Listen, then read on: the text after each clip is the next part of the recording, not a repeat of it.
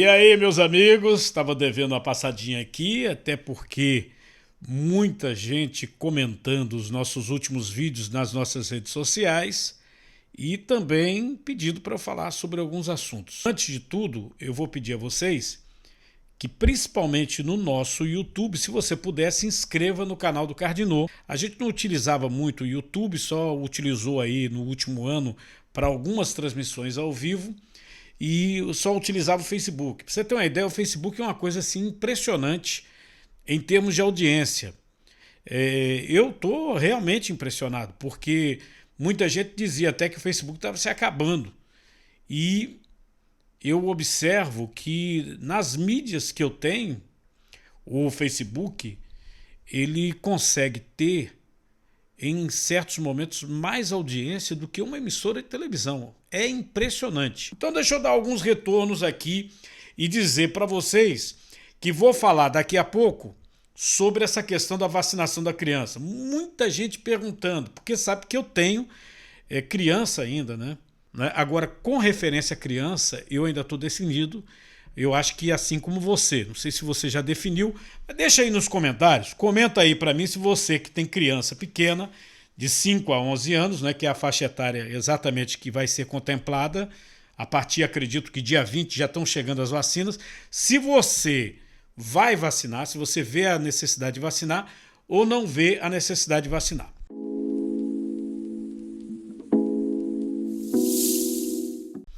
Há muita coisa nesse país que a gente não consegue entender, né?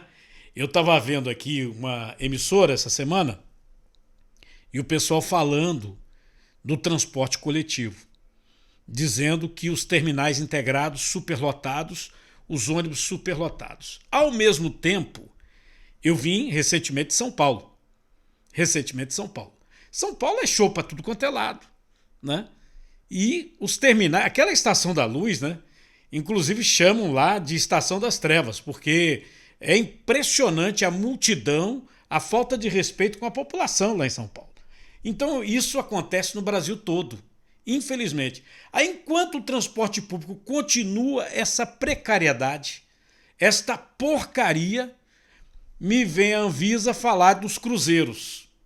Entendeu? Me diga aí, você que está assistindo aqui, me diga, bota no comentário, qual é a diferença de um cruzeiro, né, que geralmente quem pode ir para um cruzeiro é uma pessoa que tem recurso,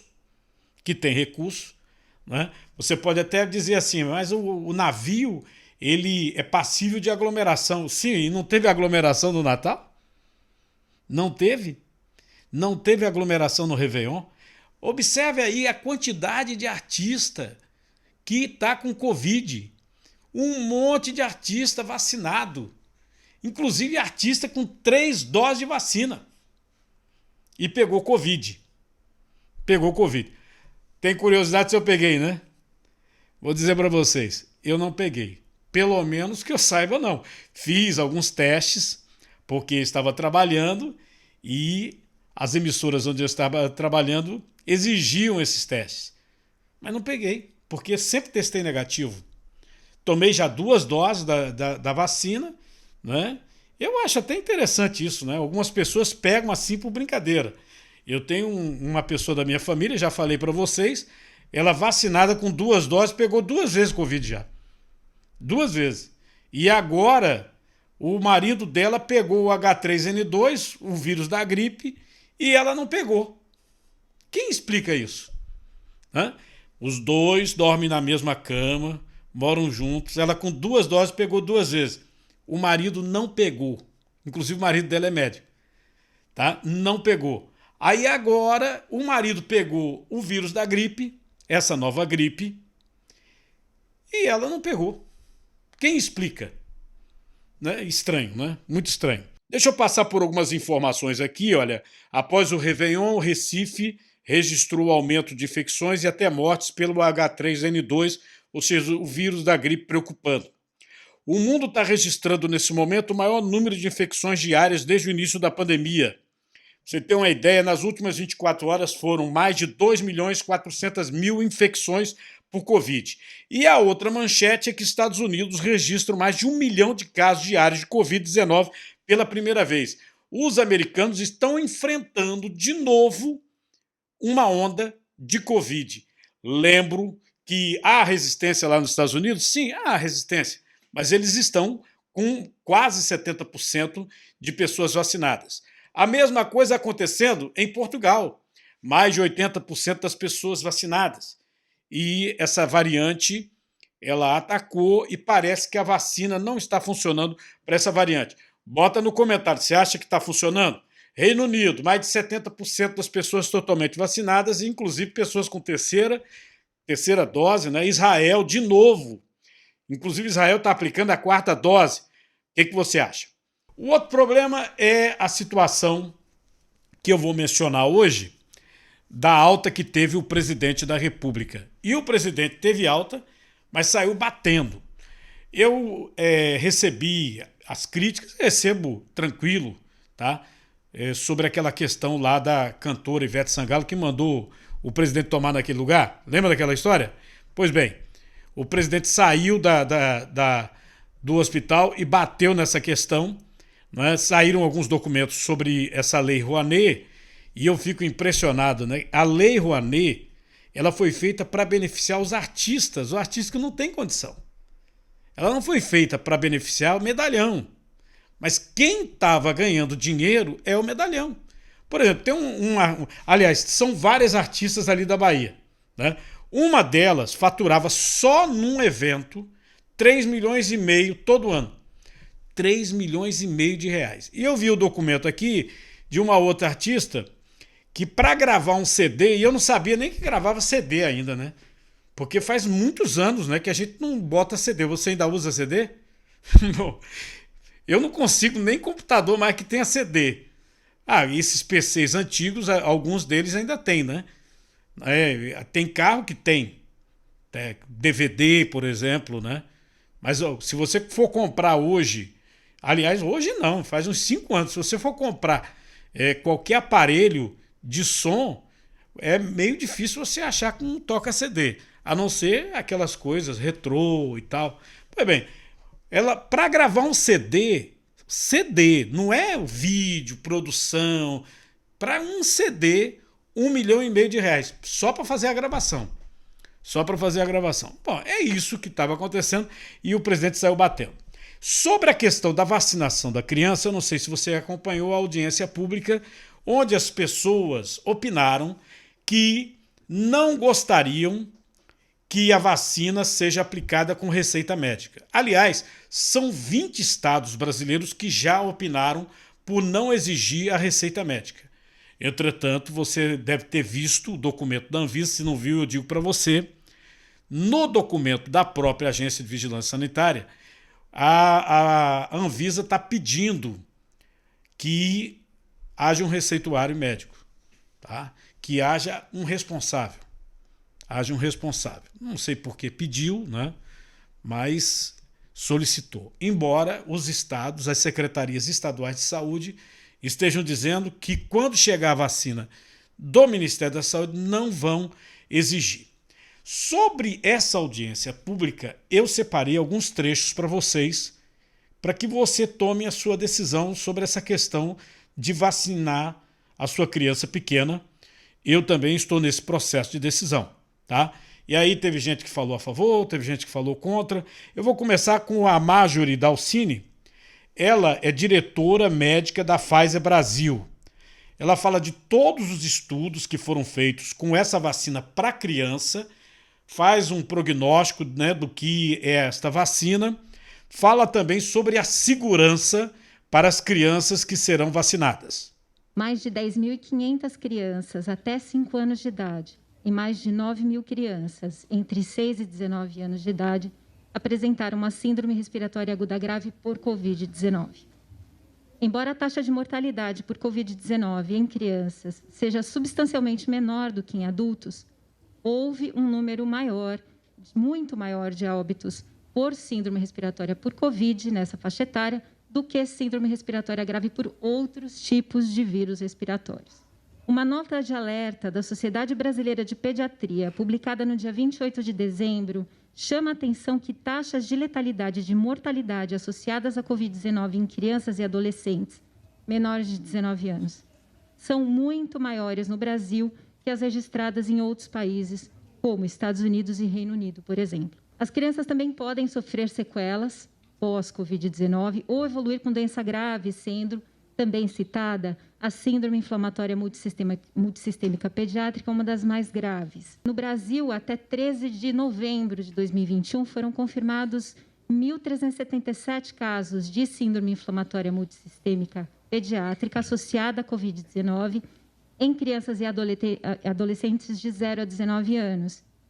E 27,4% desses casos aconteceu em crianças de 5 a 9 anos. É importante ressaltar que aproximadamente 2/3 dessas crianças hospitalizadas por síndrome inflamatória multissistêmica pediátrica não tinham comorbidades. Pfizer já distribuiu mais de 185 milhões de doses da nossa vacina contra a Covid-19, a Comirnaty. Estão sendo usadas em pessoas com mais de 12 anos de idade, contribuindo, assim, para a redução significativa do número de casos no país, inclusive de casos graves, hospitalizações e mortes. A Comirnaty, ela se baseia na tecnologia de RNA mensageiro, que é uma plataforma inovadora, como citado pela doutora Rosana, mas não necessariamente nova. Eu acho que vale destacar que a BioNTech, parceira da Pfizer, estuda essa tecnologia há mais de uma década e que a Pfizer e a BioNTech estabeleceram uma parceria em 2018 para o estudo e desenvolvimento desta plataforma para a utilização contra o vírus influenza. E que, claro, pelas características muito interessantes dessa plataforma, como respostas imunes robustas, tolerabilidade favorável, flexibilidade e rapidez, tornaram realmente essa plataforma extremamente necessária durante a pandemia da Covid-19. A Comirnaty, ela foi estudada para a faixa etária de 5 a 11 anos em um ensaio clínico publicado por Walter e colaboradores em 2021, que mostrou que 2 doses da vacina na concentração de 10 microgramas administradas com 3 semanas de intervalo nessa população, nessas crianças de 5 a 11 anos, apresentaram um perfil de segurança e tolerabilidade favorável, respostas imunes robustas, inclusive contra a variante de preocupação na época, que era a Delta, que era a variante predominante naquele momento. Os dados de segurança da vacina verificados nesse ensaio clínico foram corroborados por dados de mundo real, onde mais de 7 milhões de crianças de 5 a 11 anos já foram vacinadas nos Estados Unidos e o perfil de segurança foi confirmado e continua totalmente favorável. Também houve o pronunciamento de Arnaldo Medeiros, ele é secretário de Vigilância em Saúde do Ministério da Saúde. Ele fez um balanço de como estão os casos de Covid-19 nas crianças, inclusive fazendo um comparativo ano a ano para saber a evolução, se está diminuindo ou se está aumentando. Esse slide ele mostra claramente a curva de casos confirmados de Covid-19 em crianças de 5 a 11 anos, registrado no SUS Notifica, tanto no ano de 2020 quanto no ano de 2021. Nós vemos o início da curva, temos um pico grande, com relação nessa faixa etária em 2020, por volta de julho e agosto. Em 2021, nós tivemos o pico grande, o reflexo associado com relação à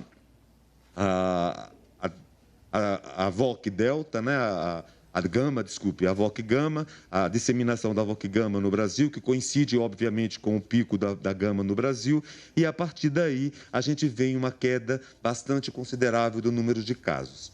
O próximo slide, eu acho ele extremamente interessante, por favor, em que eu cruzo as duas curvas, onde a gente pode avaliar o número de casos mês a mês, tanto no ano de 2020 quanto no ano de 2021.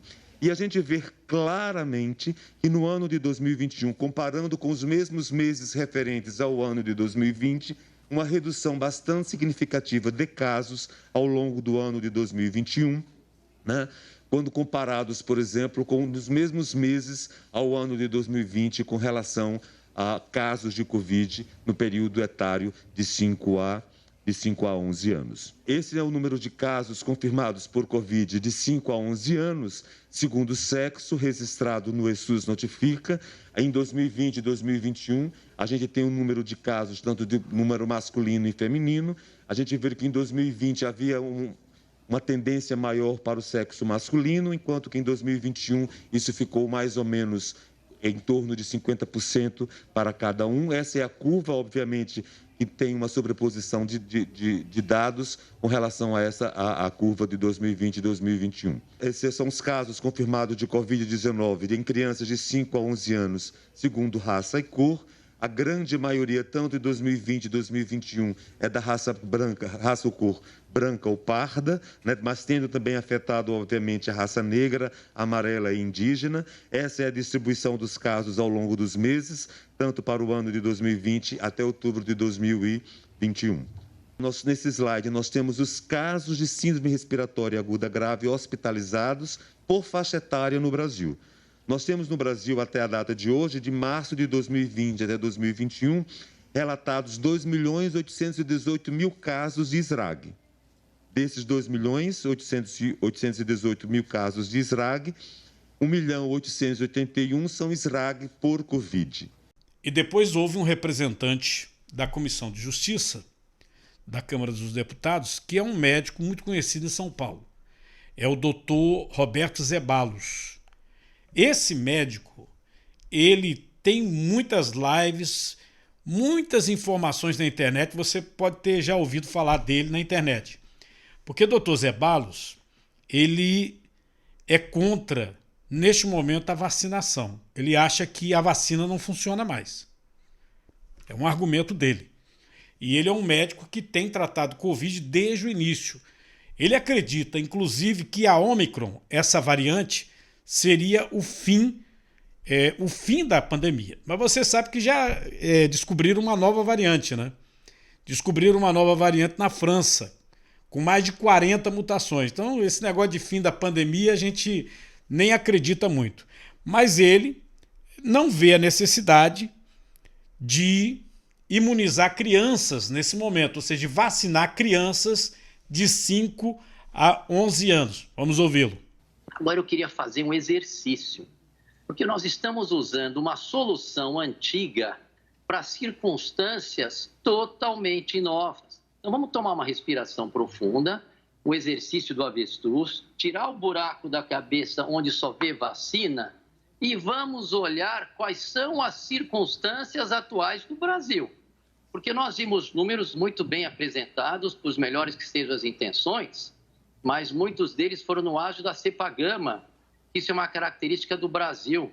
A cepa gama pagamos um preço caríssimo. No entanto, ela imunizou muita gente. E eu não sei por que até hoje ignoram a imunidade adquirida, que isso é imunologia básica.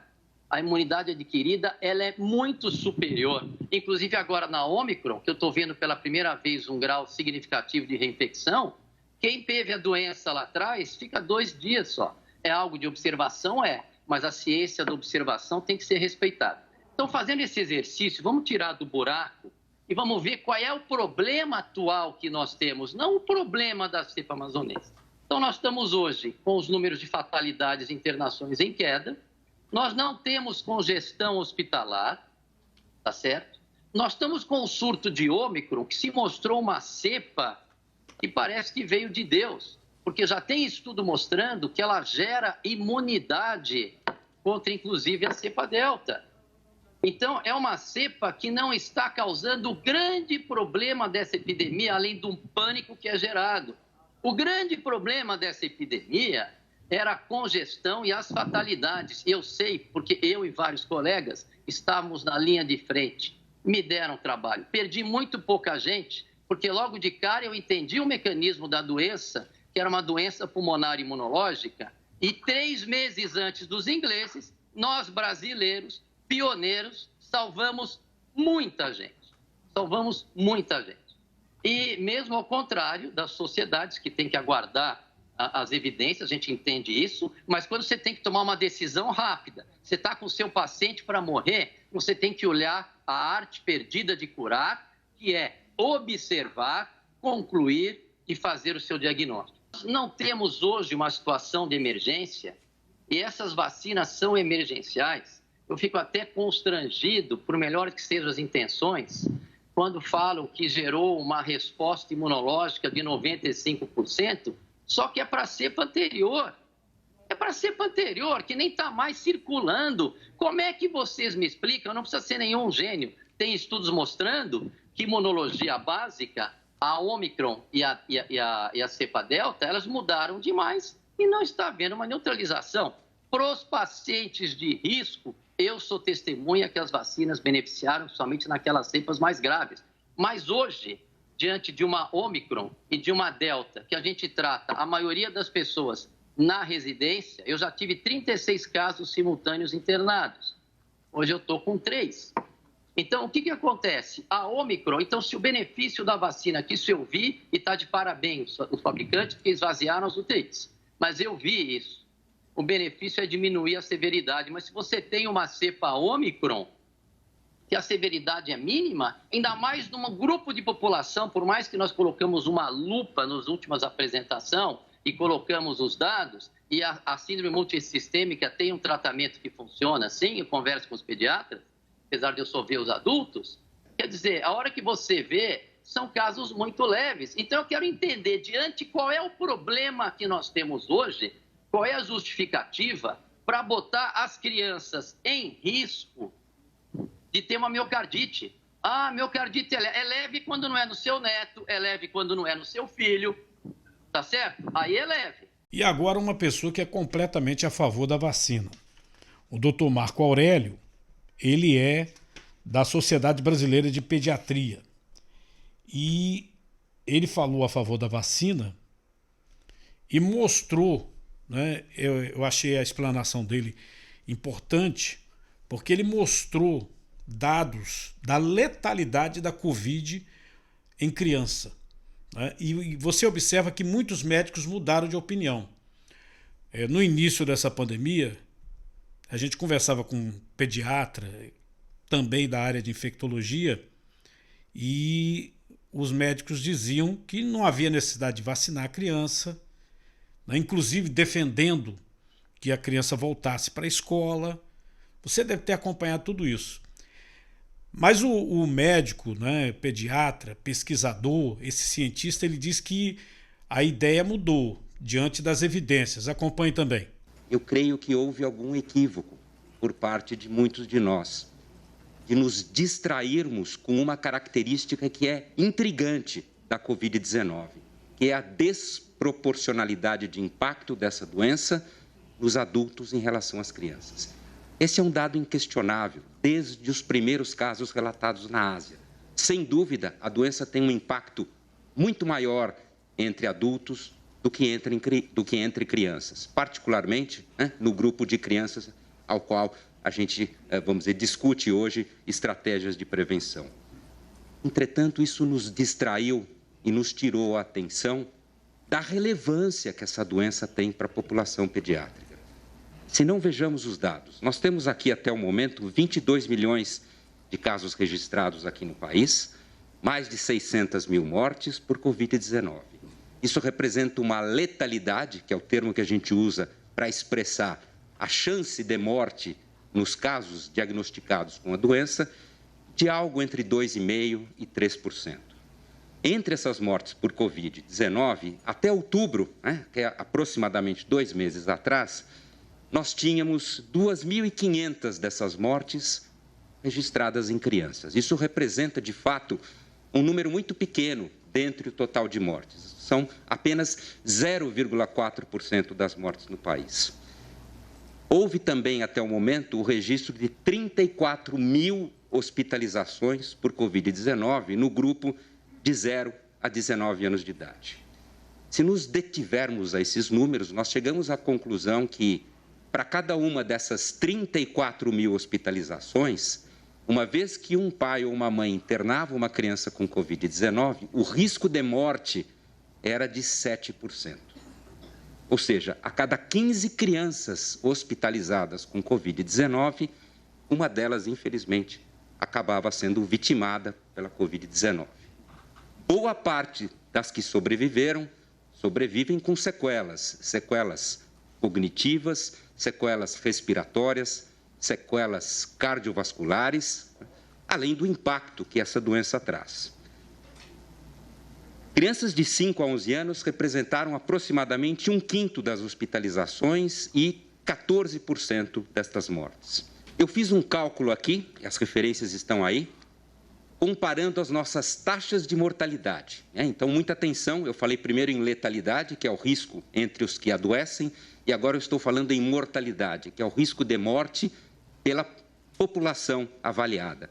E no Brasil, entre crianças e adolescentes, nós tivemos uma taxa de mortalidade de 0 a 19 anos de aproximadamente 41 mortes para cada 1 milhão de crianças e adolescentes de 0 a 19 anos de idade. Números que são aproximadamente 5 a 10 vezes superiores, por exemplo, aos números dos Estados Unidos ou aos números do Reino Unido. Trouxe a vocês uma comparação do que representa a Covid-19 em crianças, perto de outras doenças passíveis de prevenção por vacinas, no ano que precedeu a introdução das vacinas no nosso calendário do Programa Nacional de Imunizações. E vemos de forma inequívoca, comparando os dados de um ano de Covid-19 aqui no Brasil, entre julho e junho desse ano, com as mortes pela meningite meningocócica, pela meningite pneumocócica, ambas vacinas introduzidas no final de 2010, pela influenza no ano da pandemia, H1N1, que foi o ano que mais mortes registrou em crianças associados à influenza. Só para que os senhores tenham uma ideia, este ano de 2021, houve até o momento 300 hospitalizações em crianças por influenza. 300. Com uma morte. Para que se tenha uma ideia do que representa a Covid-19 em relação a algumas dessas doenças.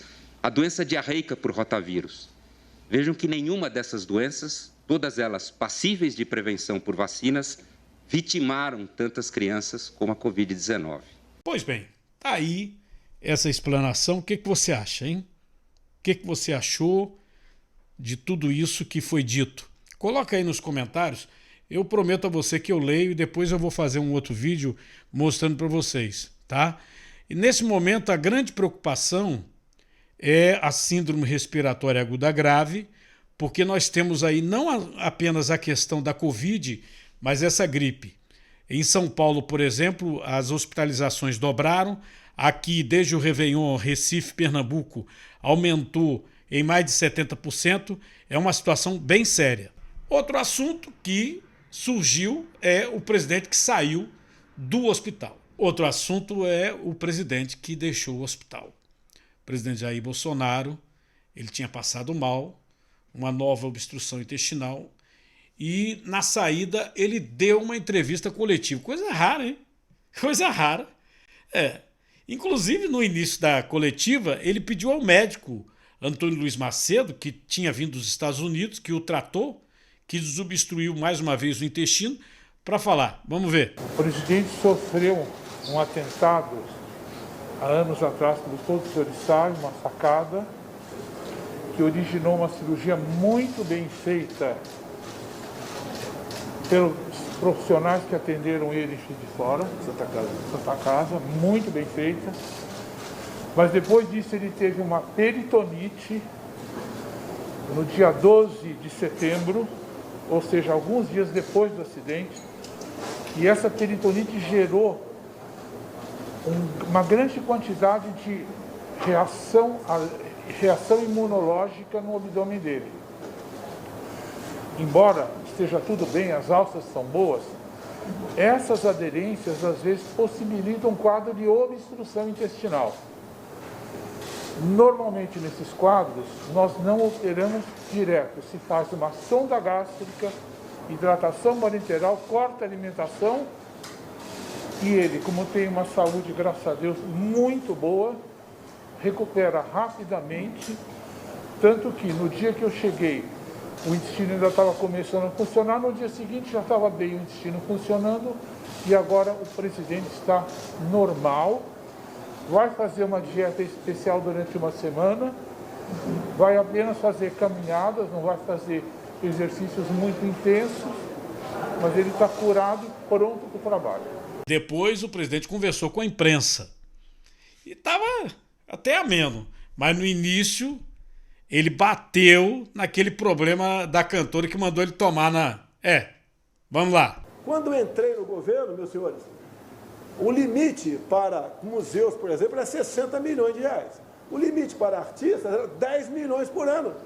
Eu passei imediatamente para 1 milhão, conversando com o Mário Frias agora, devemos passar nos próximos dias para 500 mil o limite. Nós queremos a Lei Rouanet para atender aquele artista que está começando a carreira, e não para figurões ou figuronas, como a querida Ivete Sangalo. Ela está chateada, tá? Zé de Abreu está chateado, porque acabou aquela teta deles, gorda, né? De se pegar até 10 milhões por ano da Lei Rouanet e defender o presidente de plantão. Eu não quero que me defenda, eu quero que fale a verdade a meu respeito. Faltou um assunto importante aqui, aproveitar vocês. Vivemos um momento difícil com a pandemia, uma influência direta na economia. O fica em casa, a economia a gente vê depois, vem inflação em cima disso, né? Preço de combustíveis, entre tantos outros problemas que foi no mundo todo. Nós também acertamos durante o mês de dezembro todo, no final do mês resolvida a questão do Auxílio Brasil, que substitui o Bolsa Família, que tinha em média R$ 192, e agora passa para, no mínimo, R$ 400. Agora, para a gente manter tudo isso, a economia tem que ir para frente. Estamos muito bem com a política externa. A nossa nova cadeira, depois de 10 anos, no Conselho Não Permanente de Segurança da ONU, se fez presente. É mais um sinal de estarmos bem com a política de fora do Brasil. Estive há poucas semanas nos Emirados Árabes, no Bahrein e também no Catar. Reunimos num desses eventos 700 empresários, 400 do Brasil, levados pela FIENG, a Federação da Indústria do Estado de Minas Gerais, juntamente com o governador Zema, o qual eu felicito agora por ter congelado, por projeto de lei do deputado Bruno Engler, o IPVA dos carros, e isso já começa a surtir efeito essa nossa viagem, que o mundo todo está de olho em nós. Não é porque nós somos bonzinhos, não, é porque nós temos muito a oferecer. O Brasil é uma potência no agronegócio, uma potência mineral, é uma potência no turismo. Lamento a decisão que foi tida agora, não pelo meu governo, a parte da Anvisa, no tocante aos cruzeiros. Então o Brasil é uma potência. A gente pede aqui bom senso a todo mundo, né? Em especial às autoridades, para que nós possamos levar o Brasil avante com a nossa economia, que sem economia também não pode existir saúde. Presidente, bom dia, Lucas Leozino, repórter da Rádio Bandeirantes. A gente está ao vivo na Rádio Bandeirantes também. Esse é o último ano de governo. Qual a expectativa? O que dá para fazer que ainda não foi feito no ano passado? Olha, nós aqui tínhamos muita coisa em mente. Né? A pandemia atrapalhou muito a gente. Né? Ficamos há 1 ano e meio praticamente quase que patinando.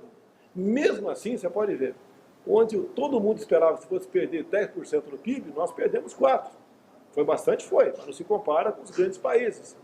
E como nós conseguimos manter os empregos, nós terminamos agora o 3º ano de mandato nosso, com 2 de pandemia, com um saldo positivo de 3 milhões de novos empregos no Brasil. Isso é uma coisa fantástica. Quem sofreu no Brasil? O informal, o cidadão, o pobre, coitado, que trabalha aqui sem carteira assinada, que vende água no sinal, vende um sorvete aqui na arquibancada, um biscoito na praia. Eles foram obrigados a ficar em casa pelos seus respectivos governadores. Eu não mandei fechar nada, apesar de ter o poder, por decreto, parar o Brasil todo. Eu não fechei um botequim sequer. Essas pessoas, então, foram jogadas à rua da amargura. Muitos deles trabalhavam de manhã para sustentar a sua família à noite. Demos auxílio emergencial, que evitou um caos enorme. Imagine 38 milhões de chefes de família com necessidade básica, com fome, o que poderiam fazer indo às ruas atrás de alimentos. Evitamos problemas como possíveis sacas de supermercados, entre outras medidas. Então a gente lamenta que não pudemos fazer mais, tendo em vista a questão da pandemia. Mas estamos perfeitamente tranquilos que fizemos mais do que foi possível. Com a graça de Deus, atendemos grande parte a nossa população que não foi desamparada pelo nosso governo. Poderia falar para vocês, né? Tinha uma boa negociação com os Estados Unidos, né? Por exemplo, nós explorarmos de obra no Brasil, com valor agregado. Né? Conseguimos agora, depois de quase 3 anos, vencer a dura legislação ambiental nossa e indígena também. Já estamos começando a fazer União de Tucuruí para levar energia elétrica para Roraima, que não tem. Gostaria muito de fazer com que a região do Vale do Rio Cotingo fosse uma potência hidrelétrica no Brasil, que poderia fornecer energia para toda a região norte e grande parte para o Nordeste, mas temos dificuldade, porque lá é uma reserva indígena. Eu espero vencer esse objetivo aí, se tiver uma reeleição pela frente. Nós já estamos atravessando um problema de uma crise de fertilizantes no Brasil, mas nós temos o potássio, que interessa na agricultura, e nós dependemos hoje em dia quase que 90% de outros países, né, em especial a Rússia. Mas temos potássio na foz do Rio Amazonas, mas não podemos explorar.